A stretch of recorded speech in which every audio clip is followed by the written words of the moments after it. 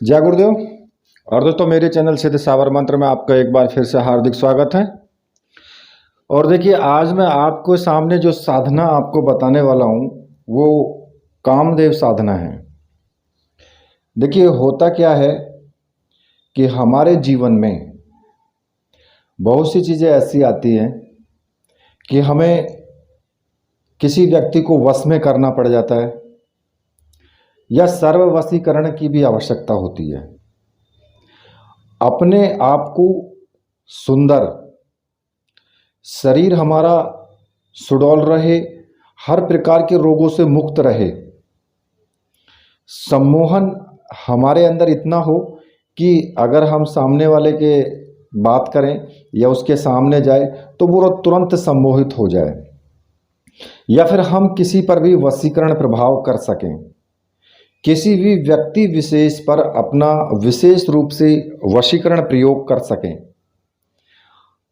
अब ऐसे समाज में, ऐसी जो आजकल की ज़िंदगी है उसमें ज़रूरी है ये सब चीज़ें करने के लिए व्यक्ति मजबूर हो जाता है, चाहे उसके मन में हो या ना हो, लेकिन वो फिर भी मजबूर हो जाता है।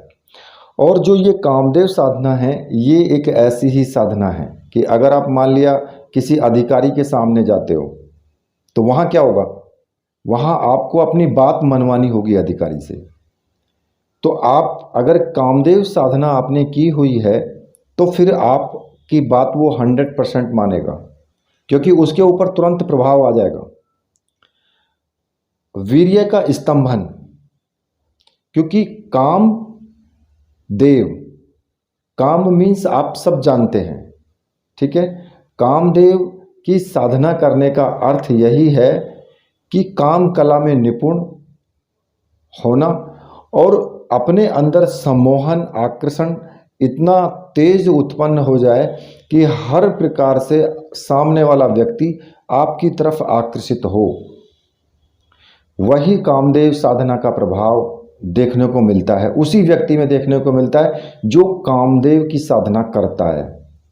अच्छा, कामदेव की साधना करने से वीर्य का स्तंभन भी होता है, क्योंकि अगर आप देखिए आज की ज़िंदगी में क्या है कि लोग कई बार तो ऐसा होता है कि हस्त मैथुन करके और अब अपने आप को बेकार कर लेते हैं, स्त्री के योग्य नहीं रहता है वो। और ऐसी गलतियां व्यक्ति नासमझी में करता है, जब तक उसको समझ नहीं होती है तब तक वो करता है और तब तक उसका जो टाइम है वो निकल चुका होता है।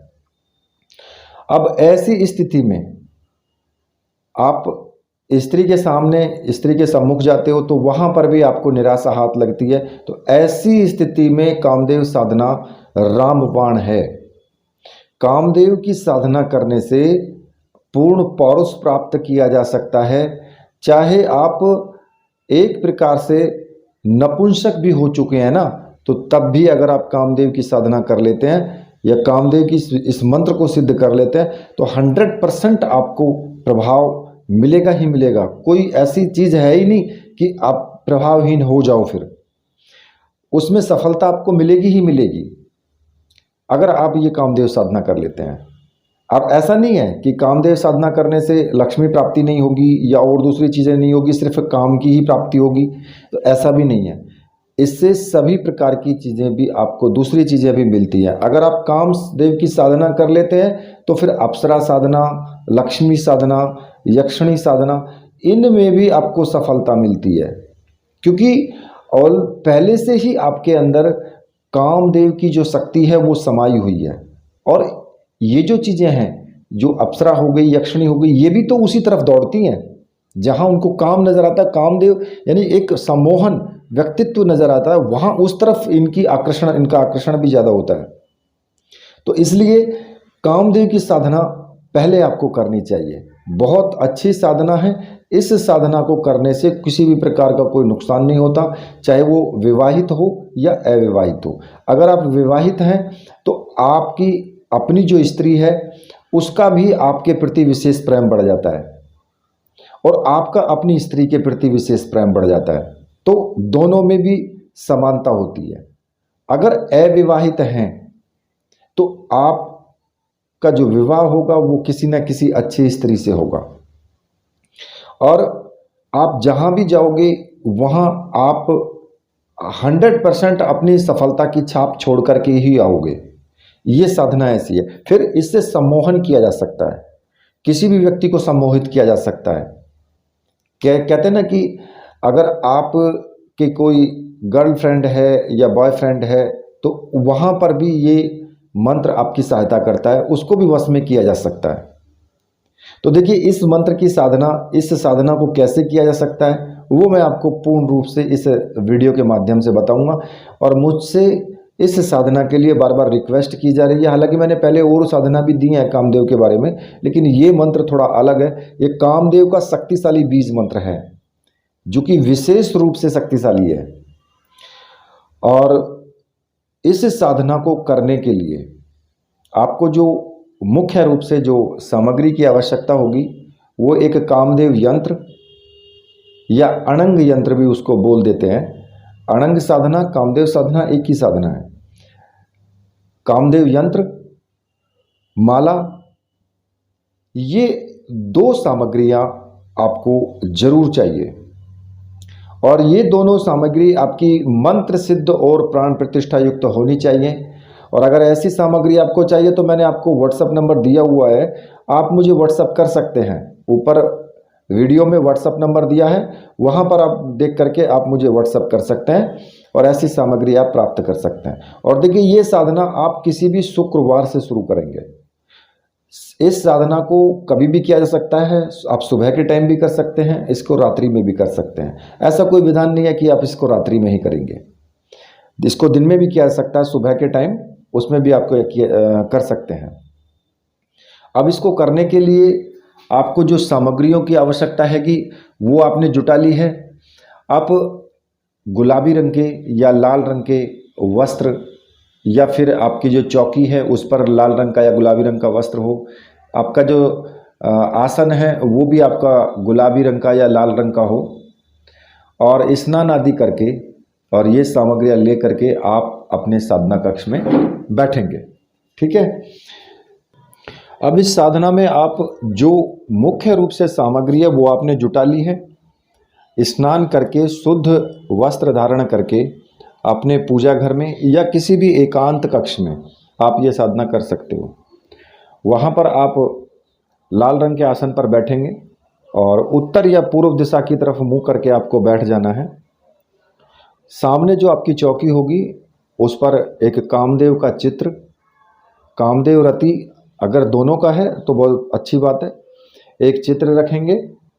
और साथ में ही आप भगवान शिव का चित्र और एक अपने गुरु का चित्र, जो भी आपके गुरु हैं उनका चित्र आपको रखना जरूरी है।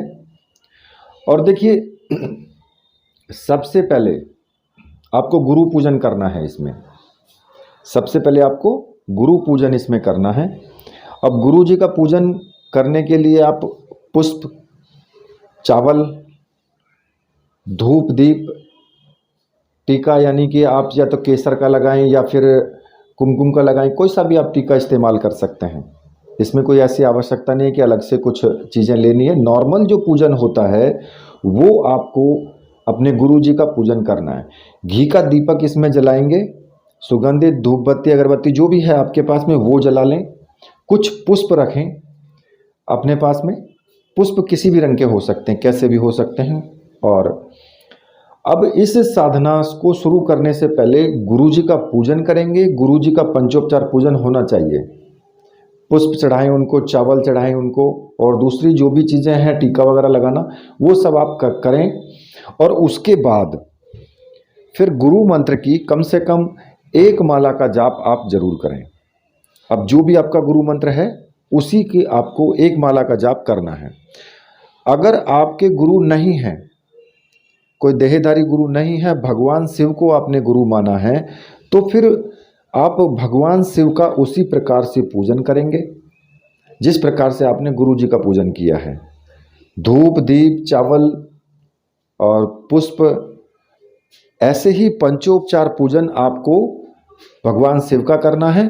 और शिव का जो प्रिय मंत्र है ओम नमः शिवाय, उस मंत्र का कम से कम एक माला का जाप आप जरूर करें। ठीक है। और हाथ जोड़ के प्रार्थना करें, मानसिक रूप से गुरुजी से आज्ञा लें कि गुरुदेव मैं ये साधना करने जा रहा हूँ और इस साधना में मुझे पूर्ण सफलता मिले और मुझे आशीर्वाद आप दीजिए, ऐसा कह करके और फिर आगे बढ़ें पूजन विधि में।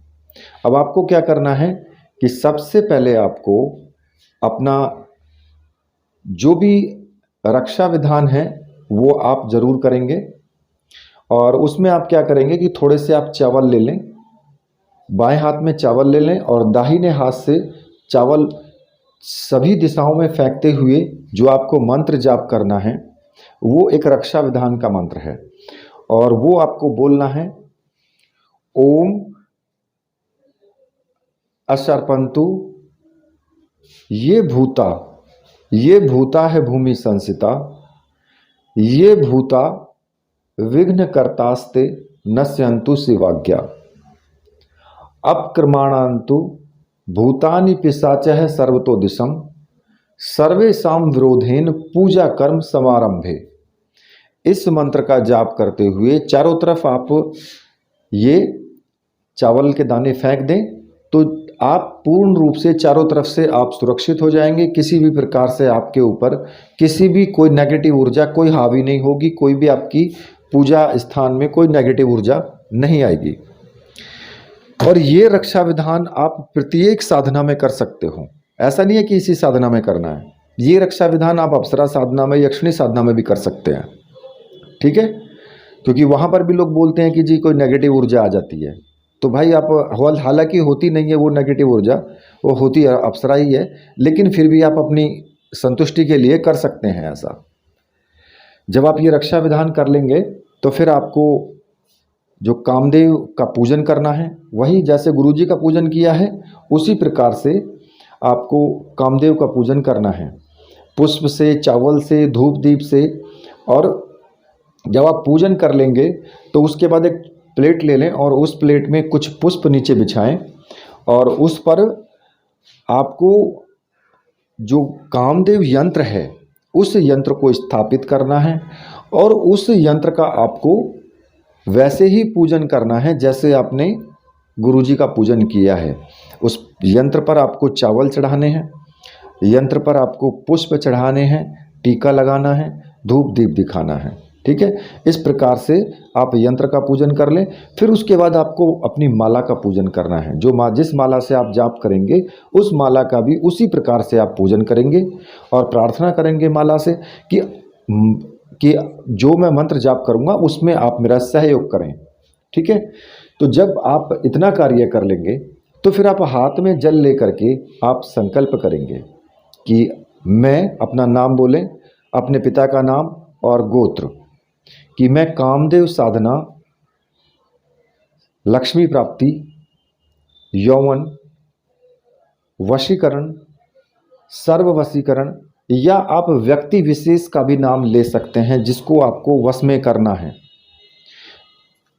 और अपनी मतलब कि कायाकल्प सुंदरता बढ़ाने के लिए मैं ये साधना कर रहा हूँ और इस साधना में मुझे पूर्ण सफलता मिले, ऐसा कह करके आपको जल जमीन पर छोड़ देना है, ठीक है। जब आप इतना कर लें तो फिर आपको मंत्र जाप शुरू करना है, और जो मंत्र मैं आपको बताऊंगा उस मंत्र का कम से कम 3 लाख की संख्या में जाप होना चाहिए। अब होता क्या है कि लोग साधना को देख करके डर जाते हैं कि 3 लाख की संख्या में जाप कितना कैसे कैसे हो पाएगा। तो देखिए जो ये मंत्र है, ये मंत्र बीज मंत्र है कामदेव का, तो ये 3 लाख जपने पर ही सिद्ध होता है। हाँ, वो बात अलग है कि आप मंत्र साधना करोगे तो आपको जल्दी अनुभूति होने लगती है, जल्दी ही आपके अंदर विशेष प्रकार के गुण आने लगते हैं। लेकिन अगर पूर्ण रूप से मंत्र सिद्ध करना चाहते हो तो फिर ये मंत्र आपको 3 लाख की संख्या में जाप आपको करना होगा।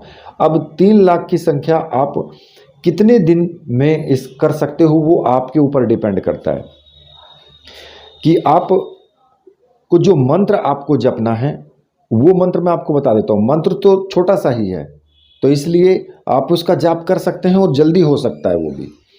तो देखिए मंत्र इस प्रकार से है, क्लीम कामदेवाय नमः। केवल छोटा सा मंत्र है, और इस मंत्र का आपको जो जाप की माला है उससे आपको जाप करना है, और एकाग्रचित्त होकर के आप इस मंत्र का जाप करेंगे।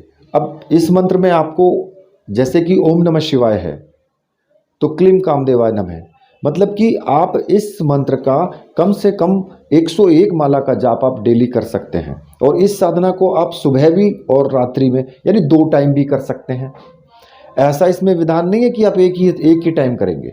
आप इस साधना को 2 समय कर सकते हैं, सुबह के टाइम कर सकते हैं और शाम के टाइम भी कर सकते हैं। और अगर आप सुबह 50 माला जपते हैं तो शाम को भी 50 माला जपें।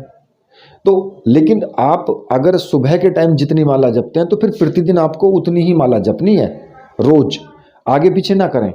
और जब आपका 3 लाख की संख्या में जब आपका जाप पूर्ण हो जाए तो फिर आप समझें कि आपकी साधना पूर्ण रूप से सिद्ध हो चुकी है, आपका जो मंत्र है वो पूर्ण रूप से सिद्ध हो चुका है।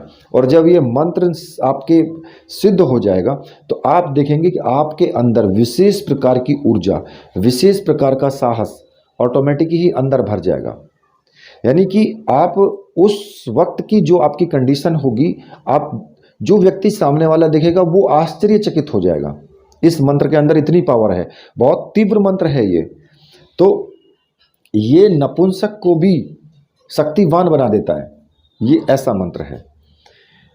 तो अब 3 लाख की संख्या में जो आपको जाप करना है ना, वो आपके ऊपर डिपेंड करता है कि आप कितना जाप कर सकते हैं और कितने दिन में पूरा कर सकते हैं, वो आप ही करेंगे उसको।